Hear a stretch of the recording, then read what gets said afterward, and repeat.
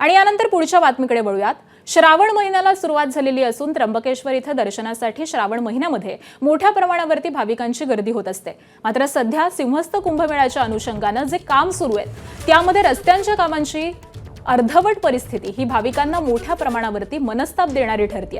अनेक ठिकाणी पर्यायी रस्त्यांची देखील अवस्था ही अतिशय बिकट असून त्र्यंबकेश्वर नगरीमध्ये येणाऱ्या नागरिकांना वाहतुकीसाठी मोठ्या प्रमाणावरती अडचणींचा सामना करावा लागतोय।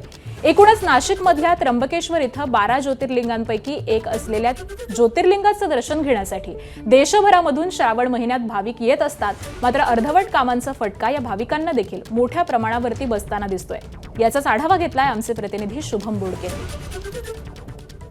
नाशिक जिल्ह्यामध्ये आगामी सिंहस्थ कुंभमेळ्याच्या अनुषंगाने मोठ्या प्रमाणात विकास कामं सुरू आहे। सोबत नाशिकमधल्या त्र्यंबकेश्वरमध्ये देखील मोठ्या प्रमाणात सिंहस्थचे कामं सुरू आहेत।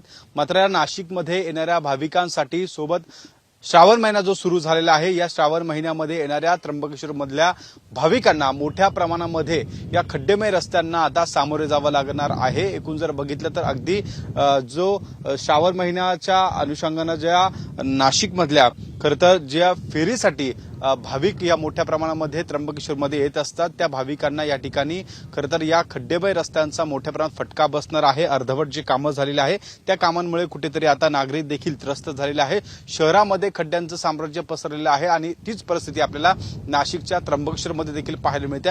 आणि एकूणच जर बघितलं तर अशा पद्धतीमध्ये आता श्रावण महिना जो सुरू झालेला आहे ते श्रावण महिन्यामध्ये येणाऱ्या नागरिकांना त्या भाविकांना अशा पद्धतीने या खड्डेमय रस्त्यातून खरं तर पायपीट करावी लागणार आहे। त्यामुळे प्रशासनाने या सगळ्या गोष्टींची खबरदारी म्हणून आणि पर्याय व्यवस्था म्हणून नेमका काय काय उपाययोजना केलेल्या आहेत ते आपल्याला खरं तर या ठिकाणी या रस्त्यांची परिस्थिती बघून पाहायला मिळते। एकूणच या सगळ्या परिस्थितीमध्ये आपण जर बघितलं तर नाशिकमध्ये होणाऱ्या कुंभमेळ्याच्या अनुषंगाने या कामांना गती देण्याचे प्रयत्न प्रशासन स्तरावर सुरू आहे। तर दुसऱ्या बाजूला आपण या रस्त्यांची जर परिस्थिती बघितली तर या रस्त्यांवरून श्रावण महिन्यामध्ये येणाऱ्या भाविकांना देखील कशा पद्धतीने या सगळ्या खड्डेमय रस्त्यांमधून पायपीट करावा लागणार आहे आणि या नागरिकांची जी गैरसोय होणार आहे याला जबाबदार नेमका कोण असेल हे देखील बघणं आता तितकंच महत्त्वाचं असणार आहे। कॅमेरामन किरण कटरेसह शुभम बोडके, एबीपी माझा, त्र्यंबकेश्वर, नाशिक।